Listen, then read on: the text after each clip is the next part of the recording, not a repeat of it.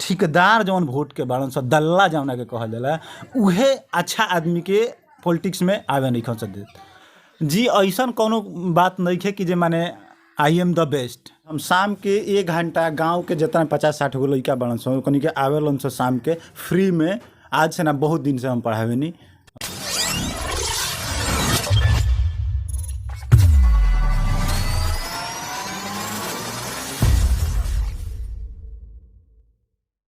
नमस्कार, हम रोहित स्वागत करते हैं मैच बॉक्स में। अभी मैच बॉक्स के पंचायती चुनाव यात्रा शुरू हो चुकल बाटे।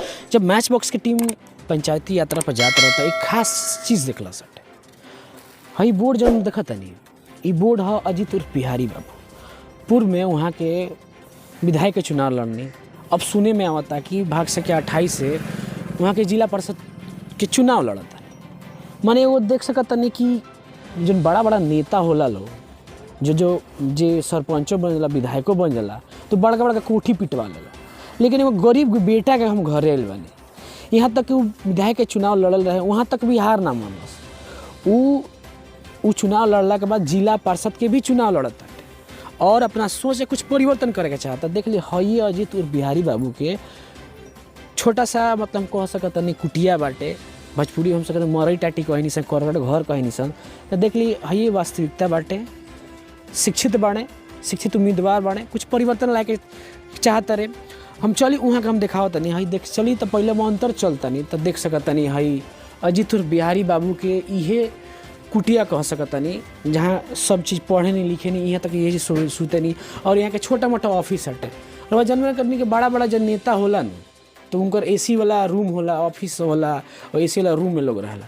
लेकिन एक किसान के बेटा हमें मरई टाटी में रहे यही में अपन जीविका चलावे। तो देखी ये कि हई अजीत उर्फ बिहारी बाबू। अजीत भाई सबसे पहले अपन मैच बॉक्स पर स्वागत करते हैं। जी, हम आपका भी स्वागत करते हैं आपके मैच बॉक्स चैनल पर। तो अजीत भाई इहे राउ सब अथी हटे मतलब रहे एज रहे नहीं रुआ जी। हम 24 घंटा यही जगह रहे नहीं, माने बाकी जब क्षेत्र में ना जानी तब यहाँ में रहे नहीं, दोसर कहीं ना रहे नहीं। सुते नहीं यही जगह, खाना पीना सब कुछ यही जगह बाटे, अपन सब कुछ यही जगह। बोर्ड भी दिखाई देता। तो ये बोर्ड के रुआ का मतलब लड़का संगे पढ़ाई नहीं क्या जी। हम शाम के 1 घंटा गांव के जितना 50-60 गो लड़का बड़न सो कनी के आवेलन से शाम के फ्री में। आज से ना बहुत दिन से हम पढ़ावे नहीं। तो बहुत बड़ चीज़ बा कि रुआ एगो राजनीति में भी बानी और लड़का संगे फ्री में भी पढ़ावता नहीं जी। बड़ा बड़ा नेता के देखा जाता है कि चुनाव जीतता तो बड़ा का स्कॉर्पियो किनला ताटे, बड़ा घर पिटवाला ताटे। तो कई और सपना नहीं खे तो हमारा लगे ये टाइप के कोनो सपना नहीं खे कि स्कॉर्पियो पर चढ़े के। ऐसे कि हमार खानदान में आज तक लेके हुए स्कॉर्पियो पर नहीं खे चढ़ल, ठीक बा।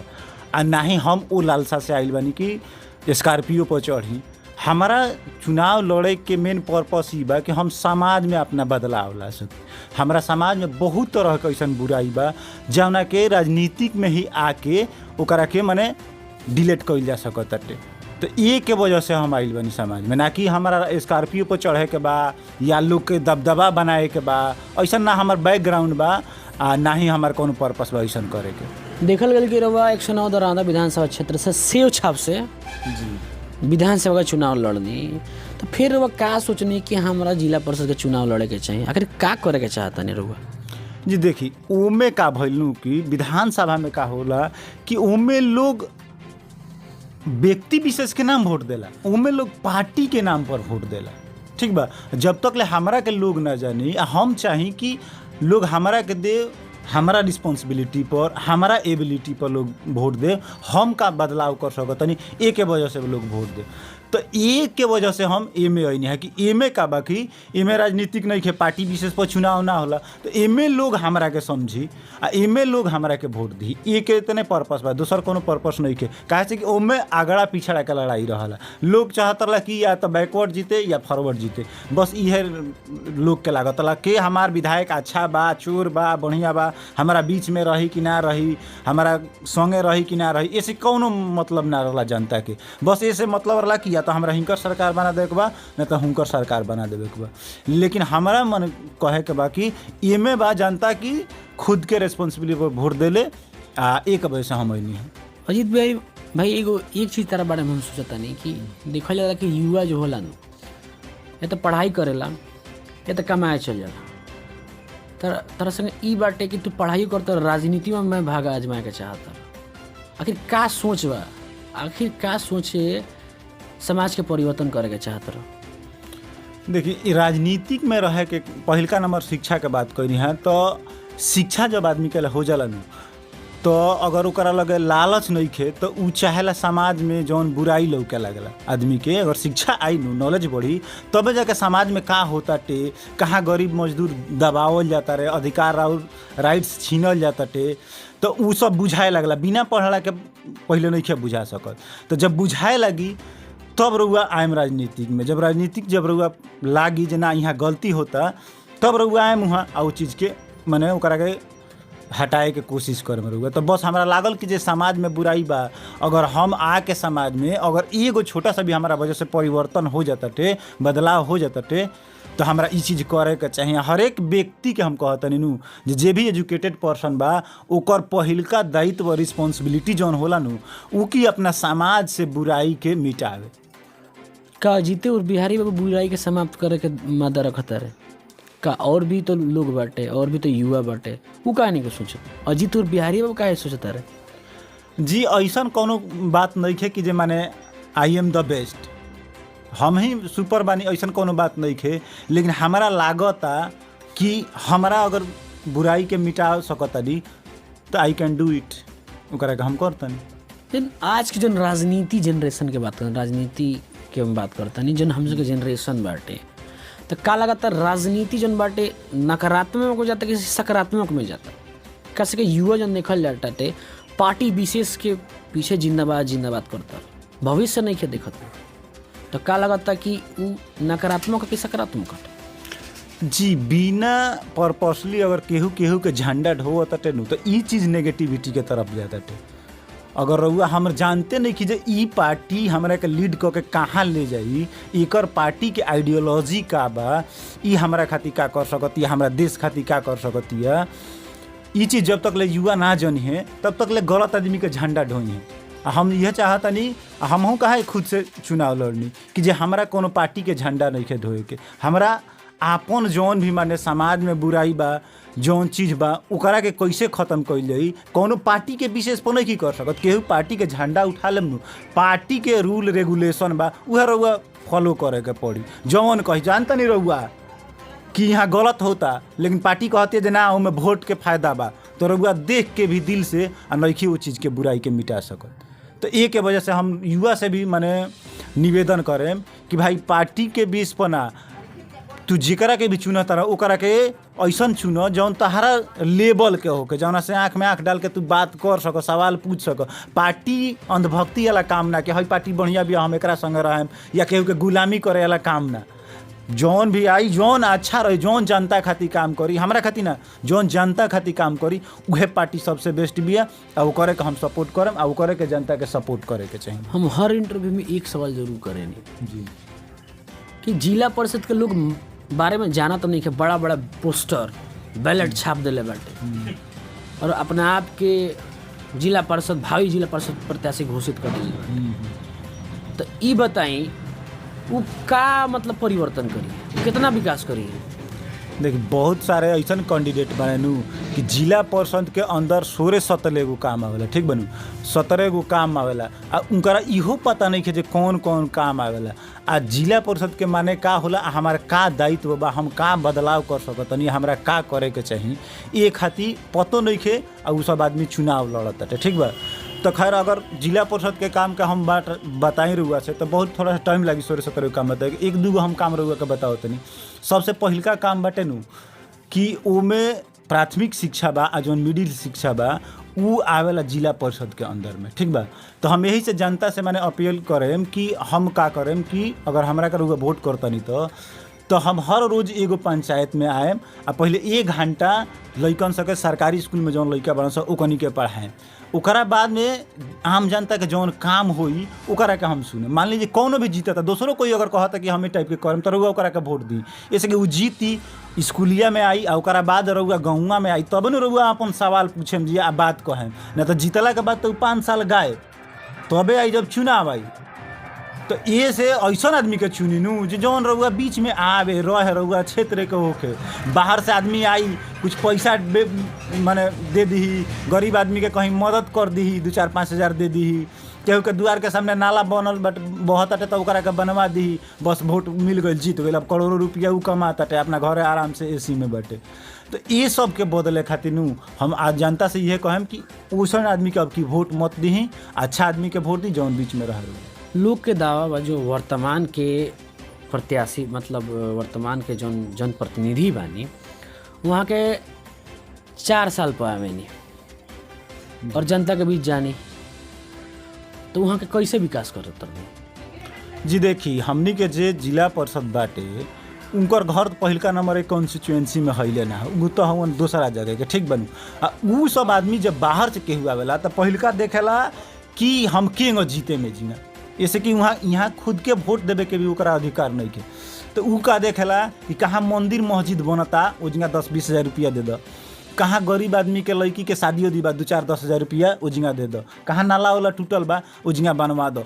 अब का हुई कुछ पियकड़ो बाड़न गाँव में उकरा के कुछ 200-500 रुपया दे दिलस ओकरा बाद में देखी जे के गाँव में 10 गो मुहगर बा वोट के ठेकेदार ओकरा लगे जाइए 2-4-10 हज़ार रुपया वो आदमी के दे दी ठीक बा। वो आदमी का करी कि वोट रउआ से कही नहीं फलना बाबू बढ़िया बाड़े उनकरे के वोट देवे के आ गाँव के सीधा साधा आदमी भरम जाला ये चीज़ के भूल ना पावेला कहला चलो गाँव ही कहूँ नु कहता तो वोट दे दी ठीक बनू। लेकिन ठेकेदार जौन वोट के बाड़न सब दल्ला जौना के कहल जाला उहे अच्छा आदमी के पॉलिटिक्स में आवे नहीं खस दे ना तो बढ़िया आदमी जरूर आई अच्छा कुछ हो। या हमार मेन पर्पस ये बा कि हम निचला आदमी का ले जाते हम वोट के दल्ला आदमी का ले नहीं खींचा। क्षेत्र संख्या 28 के विकास के बात कही जा तो रउआ का लगता कि 4-5 साल में कितना विकास भइल बाटे और विकास के मामले में विकास तो भइल बा लेकिन कहाँ पिछड़ल बाटे? जी देखी पहिलका नंबर विकास ओकरा कहल जाला जौन कि जे प्रतिनिधित्व बा जे कैंडिडेट बा उ जीतल प्रत्याशी आम जनता के बीच में रहे आम जनता के दर्द बुझे उन आदमी विकास के बात करी जी विकास करी जी। मान ली जे जीतला के बाद फिर चुनाव में आवता तो कार और मजबूरी बुझता कार और दुख बुझता जे कब रउआ का परिस्थिति में बानी उ तो जानता जे जीत जाए के बा फिर तबे जाए के बाद वोट मांगे के बा तो रउआ विकास करे के बा तो रउआ आम जनता के बीच में रही ओकरा बादे जे रउआ विकास कर सकतनी कौन जब हमारा जौन चीज़ जरूरत बा तब न पूर्ति होई जी। हम रउआ बीचे में ना रही तो कहाँ से हमारा काम हो या का विकास हो? रउआ देखल जाता रउआ विधानसभा चुनाव लड़नी जिला परिषद के चुनाव लड़तानी आखिर ये पैसा आएला कहाँ से रउआ? गरीब परिवार से रउआ बानी किसान के बेटा हैं तो फिर पैसा आवेला कैसे इतना मैनेज करे रउआ? देखी हर एक चुनाव पैसा से नहीं लड़ल जा सकत आ ना ही पैसा से जीतल जा सकत। जे भी पढ़ल लिखल आदमी होइनु ओकरा से रउआ पूछ लेम सच में जे पढ़ल लिखल होई शिक्षा 2 तरह के होला एगो डिग्री होला आ एगो एजुकेशन होला। तो डिग्री वाला आदमी के अलग सोच रहेला आ पढ़ल लिखल आदमी के सच में जे ओकर सोच अलग रहेला। अकेले चले के पड़ेला ठीक बनू जब लागला जब जनता के नु कि एकर पर्पस सही बा सही डायरेक्शन में जाता काल अच्छा करी हमनी खातिर आम जनता खातिर तो लोग अपने आप और सपोर्ट करे लगला और लोग मदद करे लगला और रउआ लड़ले हम चुनाव। हमारा चुनाव में लाखों करोड़ों ना होला खर्चा हमनी के का करनी सन कि 5-7 किलो भूंजा घरे भूंजा जाला सवेरे घरे से खा के जाएम सन आ बीचे में जितना भी आदमी जो हैं 2-4-10 आदमी वही में से बीच में खाएम सो फिर घर ही आके घूम के खानी सन ठीक बा। दिस इज रियलिटी। आ ओकरा बाद में का बा जाम जनता के हमनी के अपन समझावे नहीं सन। दोसर गाड़ी मोटरसाइकिल से घूमे के बा कौनो तो ई नहीं खे 100 रुपया का तेल डलवाएम तो 2 दिन आराम से हमनी के घूमे नहीं सन कौनो बिना टेंशन के ठीक बनू। तो ऐसे कोनो ज़्यादा खर्चा ना होला। लोगों के ना बुझेला लोग तो बड़का बड़का स्कॉर्पियो वाला लोग नेता खोजेला बड़का बड़का फॉर्च्यूनर वाला नेता लोग खोजेला तो रोज मोटरसाइकिल से फिर वो जनता के कैसे दिल में राज करें? इहे तो हमनी के माने आदमी के मेंटलिटी माने थोड़ा सा बैड कह सकतनी हम कि आदमी देखेला कि हऊ अमीर बटे नु बाप रे 4 गो स्कॉर्पियो लेके चलता तो हमार गरीबी दूर कर दी यही जिंगा आदमी उन्हें के जानत कि हम गलत बनी।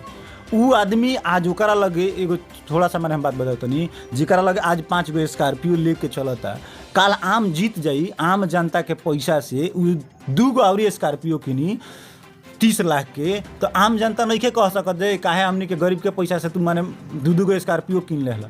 लेकिन हमारा लगे पुरान मोटरसाइकिल बिया, अगर ओकरा के बेच के हम नया किनेम तब लोग के अरे नया मोटरसाइकिल पर चले लागल ना, थोड़ा सा लागी आदमी के।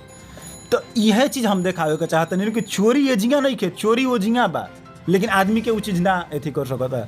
लेकिन राउर जौन वोट बा रउआ आदमी दे हम, तो गरीबी कौनो नेता, दुनिया के कौनो नेता आम जनता के गरीबी नहीं खे मिटा सकत। अगर आदमी के लागत है कि ये अमीर बने हमार गरीबी मिटा दी हैं, तो ई सब से बड़का माने आम जनता के जौन ई बा भूल बा। रउरे लेवल के आई, रउआ अपन अधिकार जानम रे, हतना पैसा आइल हा, ठीक बनू का भइल हा, पूछेम रउआ अपन हिसाब मांगेम ओकरा से। तो जौना रउआ हैसियते के सामने नहीं के, जौना सामने रउआ सीना तान के खड़े नहीं हो सकत, ओकरा से रउआ का हिसाब मांगेम जी। लेकिन अपना लेवल के आदमी के वोट देम तो रउआ हिसाब मांगम, तब रउआ पता चली, तब रउर अधिकार मिली, तब चोराई ना, रउर काम करी अच्छा से, ई होई। अजीत और बिहारी बाबू जब इतना बड़ा बड़ा वादा करते रहे, विकास के बात करते रहे, तो मान के चले अजीत भी और बिहारी बाबू जीतता रहे, तो कई वादा पर वो अडिग रही है जी। हमानी का ले का बा, माने मिडिल क्लास आदमी का ले ना पैसा बा, ना वो टाइप के कोनो बैकग्राउंड बा, तो हमनी के भरोसे पर हमनी के काम कर सकत हैं, ठीक बनू।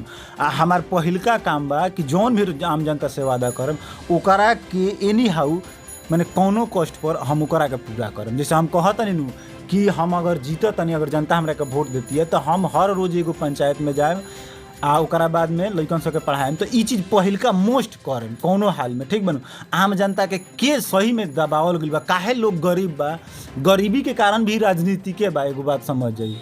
तो ओकरा के वो चीज़ से हम उबारेम, हर एक आदमी के कैसे रोजगार दे के बा। 16-17 गो काम आवेला जिला परिषद के अंदर कि कैसे माने रोजगार दिहल जा सकते। हम खुद के रिस्पॉन्सिबिलिटी पर जनता के माने बहुत सारे युवा के रोजगार दे, हम ये चीज़ प्रूव करके दिखाएम कि हमें रोजगार दिहल जाला। आजकल बहुत बुद्धिजीवी लोग बाटे, सोशल साइट एगो फेसबुक के जरिया बन गई बाटे जी। तो लोग उसे का संदेश देवे के चाहता, फोटो डाल के कि आज हम हेजी गई नहीं, हेजी विकास कैनी, फीता कटनी, उद्घाटन कैनी, तो काई जन फेसबुक जन संदेश दिहल जाता का सही तौर पर सकारात्मक राजनीति है कि नकारात्मक राजनीति है? उ सब फेक बा, एगो समझ जाई कि जे फेसबुक बाटे का उ सब फेक बा। उमे का बा कि देखी रउआ अकेले ही मनिया बैकग्राउंड में कुछ लगा सकत जे 5000 लोग रउरा पीछे बा, भल के 2 आदमी बैठल बनी सर, ठीक बनी। तो ई चीज़ देखावे खातिर खाली प्रचार ओकर बस इहे थी बा कि जो दिखता है वो बिकता है। Honesty is the best policy but practicality is reality. सच्चाई कुछ और बा, सच्चाई जो बटनू जब तक ले रहुआ अंदर ना जाए, आम जनता का ले ना जाए, तब तक ले सच्चाई ना पता चली। आम जनता का होता आजकल प्रचार देख के आदमी अपन नेता चुन लेता थे, इहे बहुत बड़ा मूर्खता बा हमनी के। मान के रउआ जीतता नहीं तो जन मड़ैया टटिया घर बा, तो बड़का जी तो बिल्डिंग पिटा जी का कि रउआ जी मैंने आगे 2 स्कॉर्पियो खड़ा कर ले कि बड़का एगो मैंने हवेली बना ले। नेवर एवर ऐसा कभी नहीं होगा, ठीक न। ऐसा हमारे वो चीज़ के ख्वाहिशें नहीं खे रखल। जिला परिषद कोनो माने बहुत बड़ा पोस्ट ना होला और ना ही उतना बड़का माने एथी होला फंड आवेला उतना, लेकिन इतना जरूर होला नु कि हम यही से कमारा से चुनी। अगर वो टाइप के रही तो मुखिया ऐसा कर सकत हटे, लेकिन जिला परिषद में उतना वो चीज़ नहीं कि हमारा का कि बेसी से बेसी समाज के आदमी के हम कैसे अपना से इफेक्ट करी, ई के वजह से हम जिला परिषद चुनी। और रहल बात है घर दुआर बनाए के, तो ऐसा कौनो शौक नहीं के, ठीक बनू। अगर केहू लूट के बनावतो बा आ जनता जान जाई तो हमनी ऐसा आदमी के कॉलर पकड़े में कौनो देरी नहीं के आम जनता के, ठीक बा। ना ही हमारा कोनो बैकग्राउंड माने क्रिमिनल टाइप के आदमी रहल बा आ ना ही हमारा कोनो वो टाइप के माने पर्पस बा।